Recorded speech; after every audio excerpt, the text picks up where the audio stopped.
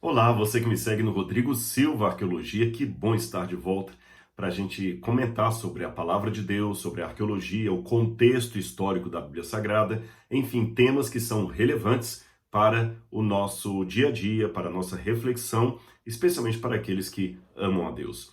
E você sabe, se você não é inscrito no canal, se inscreva, nós já estamos quase chegando a 1 milhão de inscritos. E a alegria que eu tenho de anunciar isto não é para glória própria, mas para saber que, pela graça de Deus, estamos alcançando cada vez mais pessoas com a boa e velha mensagem da palavra de Deus. Boa e velha, mas não desatualizada, tá bem? Então se inscreva no canal, também ative o sininho de notificações, porque toda vez que eu subir um vídeo novo aqui, você vai ficar sabendo. E é claro, deixe o seu comentário, o seu like, se agradar o conteúdo, e também a divulgação do canal é importante ser feita. Então ajude, mande para os seus amigos aí esse conteúdo, tá bem? Hoje eu quero falar com vocês um pouco sobre o significado e a importância dos nomes na Bíblia Sagrada. Você sabe, a Bíblia está repleta de nomes e muitas vezes os nomes têm uma relação direta com a vida dos indivíduos ali mencionados. A novela Gênesis tem explorado muitos nomes e as pessoas têm perguntado sobre a importância disso, principalmente quando alguns nomes são trocados ou serão em capítulos futuros, né? Quando um personagem vai ter o nome dele alterado. De onde vem isto? Que prática é esta? Qual o sentido, a importância de um nome no Antigo Oriente Médio, que foi a região do mundo de onde a Bíblia surgiu? Deixe-me começar essa reflexão, esta explanação, contando algo para vocês. Sempre me chamou a atenção no Oriente Médio, nas vezes em que eu estive com beduínos, como que eles tinham uma relação toda especial com essa questão do nome. E quando eu conversava com eles, geralmente a maior parte dos beduínos, eles congelaram, posso dizer assim, práticas da cultura bíblica até os dias de hoje. É lógico que muitos deles nem são cristãos ou judeus, são beduínos, são árabes, são muçulmanos na maior parte. Alguns são árabes, outros não são árabes, mas são muçulmanos. Mas por viverem no deserto, eles conservam práticas milenares que são praticamente as mesmas que eu encontro na Bíblia Sagrada. Ou seja, do ponto de vista antropológico, eu faço um exercício mental muito interessante em me associar com os beduínos, tentar entender a cabeça deles, porque assim eu consigo algumas pontes para entender a cabeça do autor bíblico ou das pessoas que viveram no tempo da Bíblia Sagrada. É que as cidades mudam, mas o deserto não. Por exemplo, quando eu volto a Belo Horizonte, a cidade onde eu nasci, a Belo Horizonte que eu encontro hoje está muito mudada em relação a Belo Horizonte de quando eu era criança. Lugares que eram completamente um mato, agora é um bairro com comércio, com ruas, com praça, com igreja. Cresceu bastante a cidade. O deserto não. Se eu for ao Saara hoje, eu vou encontrar praticamente a mesma visão, a mesma natureza que era vista pelos faraós na época de Moisés ou de José do Egito. Então as pessoas que vivem ali, eles acabam, como o próprio contexto, como o próprio ambiente, congelando de certa forma certas tradições e mantendo-as apesar dos séculos, apesar das modernidades. E os beduínos fazem esse papel.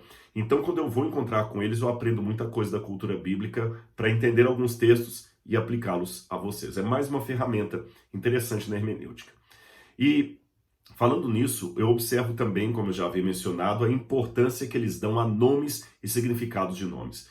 Você sabe, a maior parte deles fala árabe ou algum dialeto associado ao árabe. E quando eu coloco o meu nome para eles, Rodrigo, que eles perguntam como você se chama, e eu falo Rodrigo, é interessante ver a reação deles, porque é um nome muito estranho para eles. É um nome que eles não conhecem, não faz parte do dia a dia deles, do vocabulário deles, do aparelho fonador da língua que eles têm para fazer o seu idioma. Assim como para nós também, alguns nomes que eles falam lá são muito diferentes. Por exemplo, Ahmed, que eles pronunciam de uma forma gutural que eu mesmo não consigo fazer como eles fazem. Ahmed, Pinhas, são nomes assim bem difíceis para nós em português e muitos deles nós até pronunciamos errado. Na Bíblia, vários nomes hebraicos originais estão aportuguesados porque na forma hebraica ia ficar complicado. Por exemplo, Isaías é Ishayahu. E você vê Ishayahu bem diferente do que nós colocamos. Bem, isto posto, quando eu falo o meu nome, eles, em primeiro lugar, querem repetir. E dificilmente repetem Rodrigo, que essa pronúncia Rodrigo para eles é muito difícil. Alguns falam Brigo, Drigo, mas eles têm dificuldade de falar Rodrigo, essa pronúncia toda. Eu lembro uma vez que eu estava com o professor Reinaldo Siqueira, um colega que hoje é coordenador do curso de teologia do UNASP. Nós estávamos em Israel e eu apresentei o Reinaldo Siqueira para alguns amigos que eu tenho ali, tanto do lado árabe quanto do lado israelense. E foi interessante que eles não falavam Rodrigo, apesar de tantos anos que eu os conheci, eles falavam Brigo, Brigo. E o Reinaldo ficou até depois tirando o sarro da minha cara. Pois é, Brigo, seu nome agora é Brigo, né? Porque realmente eles não conseguem pronunciar. Mas a segunda surpresa que eu tenho, depois dessa dificuldade que eles têm de falar o meu nome, é que invariavelmente eles perguntam Brigo, Drigo, e o que significa o seu nome? E eu percebi que se eu não souber o significado do meu nome, para eles é algo tão estranho como se eu não soubesse o nome do meu pai e da minha mãe. Eles dão muita importância ao significado do nome. Isso aconteceu comigo na Jordânia, aconteceu no Sudão, aconteceu em Israel, sempre com beduínos. Qual o seu nome? Rodrigo. Brigo. E o que significa o seu nome? Aí, fazendo um paralelo. Bom, beduínos, como eu falei, eles encapsulam, congelam comportamentos e práticas desde o tempo bíblico até hoje. Beduínos dão importância ao nome e ao seu significado. A Bíblia também dá muita importância a um nome e a um significado. Logo, eu posso, através dessa equação, descobrir, quem sabe, algo para me facilitar o entendimento da Bíblia Sagrada. Falando em Bíblia Sagrada, olha esse texto, esse adágio que está no livro de Eclesiastes, capítulo 7, versículo 1. A boa fama é melhor do que o bom perfume, e o dia da morte é melhor do que o dia do nascimento.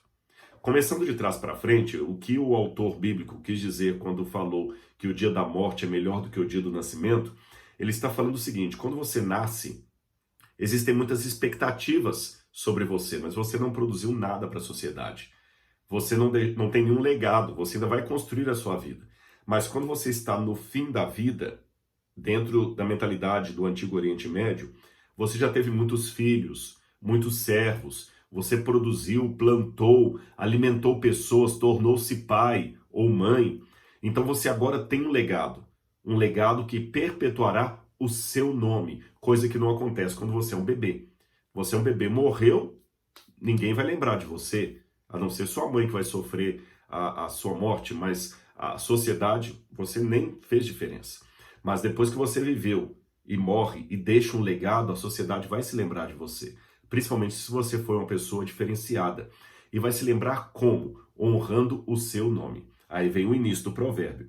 Melhor é a boa fama, no hebraico está melhor o Shem, do que um bom perfume. Shem é a palavra nome em hebraico.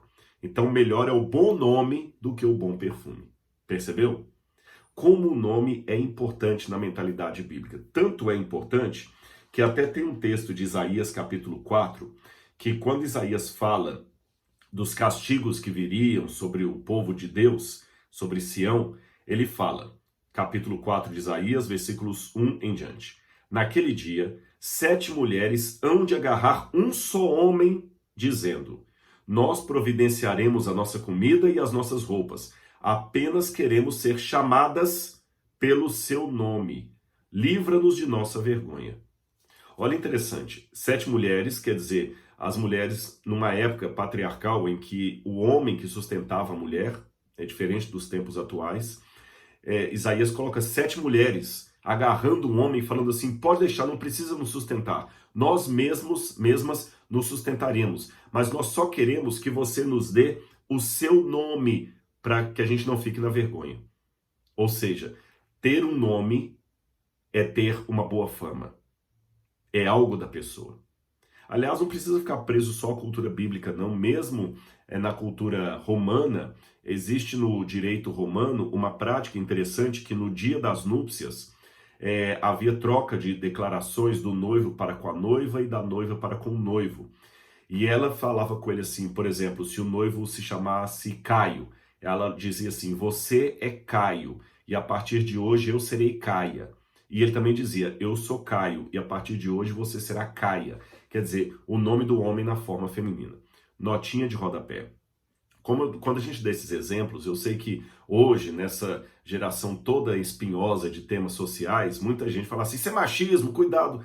Gente, eu só estou mencionando como era a cultura dos tempos da Bíblia. O meu tema aqui não é pauta social, tá bom? Só estou mencionando, não estou emitindo juízo de valores, falando que eles estavam certos e nós errados, ou que nós estamos certos e eles errados. Estou apenas colocando isso para ajudar a entender, dentro da cultura bíblica, a importância do nome e, como eu aprendi com os beduínos, o seu significado.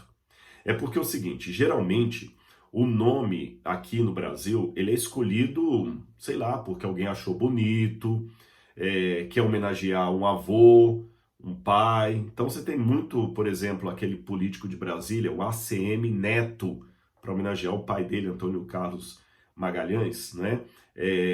O avô dele, melhor dizendo. Então você tem ACM Neto. Você tem, às vezes, aqui, olha, o Francisco Filho, quer dizer que o pai dele também se chamava Francisco. Em alemão, às vezes, tem esse costume, Gerhard von Rad. Von Rad, quer dizer, filho de Rad, da família Rad, filho de. Então a gente tem isso em português. Na Bíblia, não.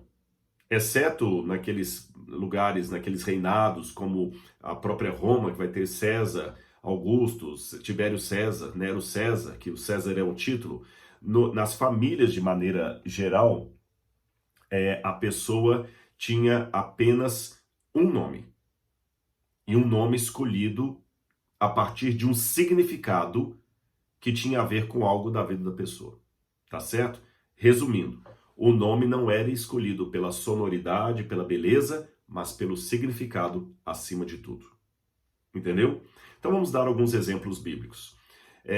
Quando a Bíblia dá o nome de uma pessoa, pode olhar que a Bíblia, não, em muitas vezes, explica o significado do nome ou pressupõe. Por exemplo, quando eu vou para o Evangelho de Mateus, olha que bacana isso aqui. Quando eu vou para o Evangelho de Mateus, que fala do nascimento de Jesus, Mateus capítulo 1 fala que o anjo apareceu a José e falou que José não deveria ter medo de tomar Maria como sua esposa, porque o filho que estava no ventre dela seria o filho de Deus. E o anjo fala assim para José: ela dará à luz a um filho, e você porá nele o nome de Jesus, porque ele salvará o seu povo dos pecados deles. É interessante que o nome Jesus, em hebraico, Yeshua, significa o Senhor salva. E é o tetragrama sagrado do nome de Deus. O que é tetragrama? Tetra, 4, grama, letras. São as 4 letras do nome sagrado de Deus em hebraico, que até hoje a gente não sabe a pronúncia correta. Alguns falam Yahweh, outros falam Javé. Até teve um problema com o nome Adonai, que pegaram as vogais de Adonai e colocaram no tetragrama sagrado, que traduzindo em português seria um Y, um H, um V e um H. Aí colocando aqui virou Jeová ou Yehová, mas nós não sabemos a pronúncia. E por que não sabemos? Porque os judeus, até por uma questão de respeito, evitavam pronunciar o nome de Deus. Eu vou falar mais sobre isso no final desse vídeo. Mas esse nome, porque o hebraico não tem o J, então muitas palavras que nós hoje vertemos como J, por exemplo, Jerusalém, em hebraico é Yerushalayim, tá? Então vai por aí afora. Então você vê que é Yerushalayim. A questão do J, ele vem depois por influência do latim e substituiu o Yod, que é uma letra do hebraico, e a gente acaba falando Jerusalém, Jebuseus, Jesus, Josué e assim por diante. Mas originalmente o nome de Jesus seria Yeshua, o nome de Jerusalém seria Yerushalayim, tá bom? E não caiu na teoria da conspiração de achar que mudaram o Yod por um J. Na verdade nem foi mudança, porque o J nunca fez parte do alfabeto hebraico. nem o iode do alfabeto latino. Ali, na verdade, foi uma adequação linguística que eu vou explicar isso num outro vídeo, que não agora, para não fugir da minha temática. Por hora, basta vocês saberem que essas letrinhas, o Y, o J, o H, o V e o H, formam o tetragrama sagrado do nome de Deus. E esse nome, às vezes, é abreviado. Ao invés de falar o nome de Deus, Yehová ou Yahweh, que eu falei, eu não sei a pronúncia, a gente pode falar de maneira abreviada, Iá. Quer um exemplo? Quando você fala assim, Aleluia, louvai ao Senhor. Os judeus substituíam o nome de Deus pela palavra Adonai, Senhor, ou por Hashem, o nome. Então, Aleluia, louvai ao Senhor, Iá. Percebeu? Iá, louvai ao Senhor, Iá. Muitos nomes da Bíblia terminados em Iá são nomes que têm o nome sagrado de Deus incorporado ao seu significado. Jeremias, então tem Iá, tá vendo? Jeremias e outros mais que eu poderia dar de exemplo para vocês. Então, Iê ou Iá, as duas formas são corretas no hebraico. Iê é a abreviatura do nome divino, Iê, o Senhor. Shua é o verbo salvar em hebraico. Então, Iê, o Senhor, Shua, salva. Yeshua, o Senhor salva. Yeshua, Jesus. Mas olha que interessante até como o anjo explica isso para José. Ele fala assim, ela dará à luz a um filho e você porá nele o nome de Jesus, o Senhor salva. Por quê? Porque ele, Jesus, salvará o povo dos pecados deles. Olha que interessante. O nome significa que o Senhor, Yahweh, salva. Mas o anjo fala, ele receberá esse nome porque ele, Jesus, salvará. Ou seja, Jesus é colocado na explicação do anjo como uma alternativa para o nome sagrado de Deus. Percebeu? A pessoa de Jesus faz o papel daquilo que Deus faria, porque o nome significa o Senhor salva. E o anjo não falou para José, colocarás nele o nome Jesus, porque o Senhor salvará o seu povo. Não, porque ele, Jesus, salvará o seu povo. Ou seja, ele é o Senhor. Bonito isso, né? Outros exemplos que eu poderia dar para vocês de escolhas de nome a partir de significado, porque de contexto, cada nome podia ser escolhido dependendo do contexto. Por exemplo, Jacó, quando teve o seu filho. Jacó ficou todo feliz, né? E nasceu lá o bebê. Em português, quando nós vamos dar uma exclamação, a gente fala assim, ó, um carro, ó, um pássaro, ó, ó. Não é assim que a gente faz? Em hebraico, bíblico, eles diziam hu, hu. Assim que era a exclamação. E a palavra filho em hebraico é ben. Aí você junta a exclamação com ben, você forma a seguinte sentença. Ó, filho, Ruben, Ruben. Da expressão, da exclamação Ruben, ó, filho, vem o nome Ruben.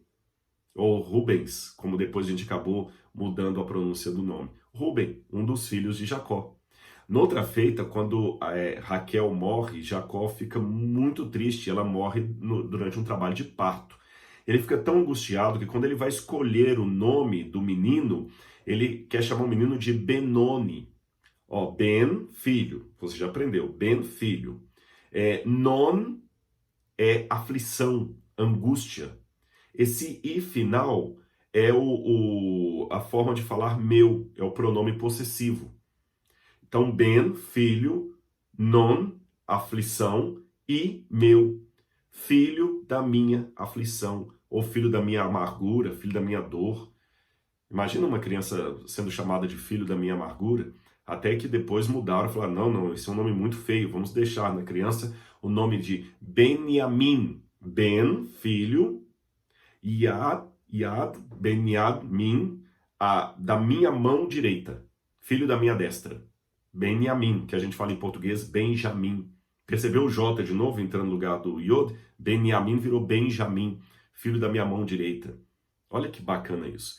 Ab em hebraico é pai. Am é povo. Pai e povo. Então, Avram, pai de um povo. Am, pai de um grande povo. Por isso que o nome do patriarca no início é Abrão, depois Abraão. Legal demais essas coisas que nos ajudam a entender a Bíblia Sagrada. E isso tudo me explica também por que quando a pessoa mudava de atitude, mudava radicalmente na sua vida, ele mudava até de nome. Por exemplo, vamos pegar o caso de Jacó. Jacó, quando nasceu, ele era gêmeo do seu irmão Esaú, e Esaú vem da palavra Sheir, que significa peludo, porque era uma criança muito peludinha. E Jacó, que nasceu logo atrás do irmão, nasceu e grudou a mãozinha no calcanhar do irmão. Aí falaram, esse aqui vai ser Yaakov, porque a palavra Akav, em hebraico, significa calcanhar. Então, Akav, calcanhar. Yaakov, aquele que agarra o calcanhar.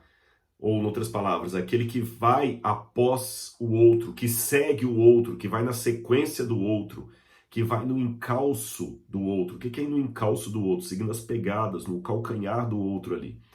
Só que, com o tempo, o nome Yaakov, e no calcanhar do outro, acabou, por semântica, significando aquele que engana o outro por agarrar o seu calcanhar. Percebeu? Agora imagina que triste você ter o seu nome depois associado a alguém que engana. Tanto é que essa expressão bíblica, pegar o calcanhar como sinônimo de engano, ela acabou perpassando por outros textos da Bíblia. Você vê Moisés, que escreveu toda essa história, quando ele mostra a promessa de Deus à mulher e a maldição à semente, ele fala, eu colocarei inimizade entre a descendência da serpente e o descendente da mulher. A serpente ferirá o calcanhar, ou seja, perseguirá, tentará enganar, mas o descendente da mulher vai esmagar a cabeça da serpente.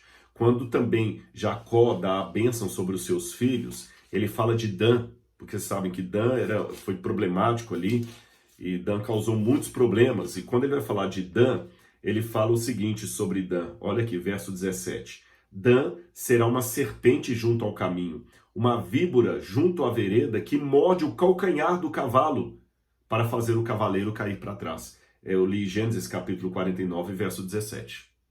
Por falar em Dan, Dan significa juiz. Agora você lembra que eu falei também que esse i no final significa pronome possessivo. Então se eu falo, por exemplo, El, Deus, Eli, meu Deus. Tá certo? Am, povo. Ami, meu povo. Sara, princesa. Sarai, minha princesa. Dan, juiz. Dani, meu juiz. El, Deus. Daniel, Deus é meu juiz. Agora, já que eu falei de Jacó, e acabei enveredando para os outros aqui, o Jacó, quando ele luta com o Senhor e vence, porque ele mudou de vida, Deus mudou o nome dele. Ele agora se chamará Israel. Ish, homem. Ra, luta. El, Deus. Aquele que luta com Deus e complementa e prevalece. É muito bacana isso. Tanto é que tem um provérbio rabínico que diz assim, que todo homem ganha 3 nomes durante a sua vida. Aquele que ele ganha dos seus pais, aquele que a sociedade lhe dá e aquele que ele mesmo constrói com a sua história. Eu acho bacana isso, porque eles sabem que os nomes são escolhidos pelo significado, então você pode às vezes ter um nome com significado ruim, ou que adquire algo ruim. Né? Jacó, que significava aquele que vai no encalço de, que segue atrás do outro, o nome que ele recebeu do pai dele. Depois, a sociedade lhe dá um nome de enganador, mas ele constrói na sua luta com Deus o nome de Israel, que o próprio Deus lhe dá. Isso é muito bacana. Também acontece o caso que dar um nome sobre uma pessoa significa ter autoridade sobre ela. Lembra os amigos de Daniel e o próprio Daniel que foram para a Babilônia e o rei Nabucodonosor mudou o nome deles por nomes alusivos aos deuses da Babilônia? Outra coisa fantástica dessa importância do nome é quando nós recebemos no Apocalipse a menção que uma das promessas que Cristo dá é que ao vencedor dar-lhe-ei, diz Jesus, uma pedrinha branca e nela escrito um novo nome que ninguém conhece senão aquele que o recebe. Quando Jesus fala que vai dar um novo nome, muita gente fica assim, puxa vida, eu gosto tanto do meu nome, eu gosto de Rodrigo. Será que lá no céu vão me chamar agora Noraldino? Né? Deus vai mudar meu nome para Astrogildo? Não, o que a Bíblia está querendo dizer com um novo nome quer dizer uma nova realidade, uma nova vida. O nome está muito interligado com a pessoa, muito interligado. Tanto é que nas línguas semíticas, não só o hebraico, mas também no sumeriano, quando uma coisa não tem nome, significa que ela não existe. No Enuma Elish, por exemplo, que é um épico sumeriano que conta sobre a história da criação, também tem uma versão babilônica dele, ele fala assim: quando nas alturas os deuses começaram a criar, quando a terra e o céu ainda não tinham nome, quer dizer, não eram nascidos, não tinham surgido ainda. Ou seja, ter nome significa ter uma vida, uma existência, um significado. Por isso que Deus no céu nos dará um novo nome. Na Bíblia tem muitas expressões quando fala assim que apagar o nome de uma pessoa quer dizer aniquilá-la, dar morte para ela. Deus fala para os hebreus: quando vocês entrarem na terra, vocês vão aniquilar esse povo e vão apagar o nome deles da terra. Moisés pede a Deus: Senhor, perdoa esse povo ou risca o meu nome do livro que o Senhor escreveu, apaga o meu nome, quer dizer, acaba com a minha existência. Agora, tudo isto apresentado, eu estou pronto para entrar na última e talvez a mais importante parte desse vídeo aqui. A santificação do nome de Deus. O Pai Nosso começa: Pai Nosso que estás nos céus, santificado seja o teu nome, seja tornado santo. Como eu falei, os judeus evitavam pronunciar o nome de Deus em hebraico por uma questão de reverência. Todas as vezes que na Torá ou na Tanakh, eles iam pronunciar o nome de Deus, estava escrito o nome de Deus, eles mudavam por Hashem ou por Adonai. Tá certo? Por exemplo, a bênção sacerdotal, Yevarechecha Adonai, que o Senhor te abençoe. No hebraico está Yevarechecha Yahweh, mas eles não falam Yevarechecha Yahweh, eles falam Yevarechecha Adonai, ou Yevarechecha Hashem, ou seja, que o Senhor te abençoe, ou que o nome Hashem te abençoe. E essa forma de falar nome em hebraico, Shem, é muito bonita. Os hebraístas ficam tentando descobrir de onde vem a palavra Shem, nome em hebraico. Alguns pensam que poderia ser do verbo Shema. Shema é ouvir, escutar. Shema Israel, Adonai Eloheinu, Adonai Echad. Ouve, Israel, o nosso Deus é único. Então, esse Shema, ouve, da palavra Shema, deve ter vindo a palavra Shem, nome. Ou seja, você ouve, você atenta, você é identificado, você se identifica. E quando a gente atribui isso para o nome de Deus, temos que ter toda a reverência. É lógico, claro e evidente que o mandamento diz: não tomarás o nome do Senhor teu Deus em vão. E muita gente fala: então não posso pronunciar o nome de Deus de maneira nenhuma? A rigor, os judeus só pronunciavam o nome de Deus quando estavam lendo a Torá no dia do Yom Kippur. Só no dia do Yom Kippur que ele lia e pronunciava o nome de Deus, nos outros dias não. Por isso que o nome, com o tempo, até perdeu qual era a pronúncia exata que se usava nos tempos de Moisés. Mas, de qualquer maneira, devemos ter uma reverência pelo nome de Deus. Não como alguns pensam: então não posso falar o nome de Deus de maneira alguma. Tem gente que fala o seguinte, já aconteceu comigo: olha, se Deus quiser nós vamos conseguir isso, vá com Deus, fique com Deus, Deus lhe pague. Não, Rodrigo, não fala assim não, você está levando o nome de Deus em vão. Gente, eu estou levando o nome de Deus em vão, desejando que a pessoa vá com Deus? Eu não acho que é por aí. E a própria enciclopédia judaica fala que foi uma distorção do terceiro mandamento interpretar que Deus proibiu a pronúncia do seu nome. E de fato não é isso que está na Bíblia. Deus não falou: não pronunciarás o nome do Senhor teu Deus em vão. Ele fala: não tomarás, não levarás. E os comentaristas ficam tentando explicar qual é o sentido. Alguns pensam que não tomar o nome de Deus em vão significa não jurar falsamente em nome de Deus. Outros pensam que poderia ser não invocar magia em nome de Deus, porque na época em que os hebreus chegaram à Terra Prometida, os povos em redor ficavam amaldiçoando muito em nome de Deus. Em nome do Deus Baal, eu amaldiçoo você. Em nome de Dagon, eu desejo para você toda sorte de vermes. Isso não poderia ser falado pelos hebreus usando o nome de Deus, é provável. E a terceira forma é não tratar o nome de Deus como coisa qualquer, como coisa barata. Então, por um lado, eu acho que não precisamos chegar ao extremo de nunca pronunciar o nome Deus, mas não também falar dele como se fosse coisa qualquer. Porque santificar o nome de Deus é santificar a pessoa de Deus. Por questão de tempo, eu não vou entrar aqui no mérito da questão. Um dia eu prometo fazer um vídeo sobre isso, sobre alguns que me perguntam: Rodrigo, é verdade que o nome de Deus é Yahweh?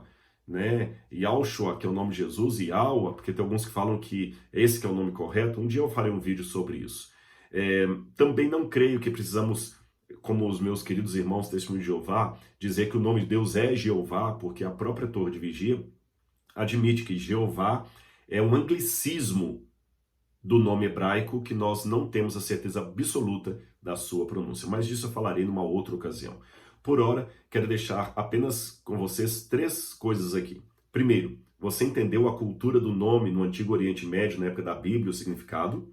Segundo, você viu como é rica a promessa de Jesus, que dará um novo nome àquele que for salvo. E terceiro, como é importante, através do respeito e da reverência, santificar o nome de Deus que está no céu. Que o Senhor abençoe você e que você possa, quando Jesus voltar, receber aquela pedrinha branca com um novo nome escrito, uma nova realidade preparada especialmente para você. Um grande abraço e a gente se vê no nosso próximo vídeo. Até lá!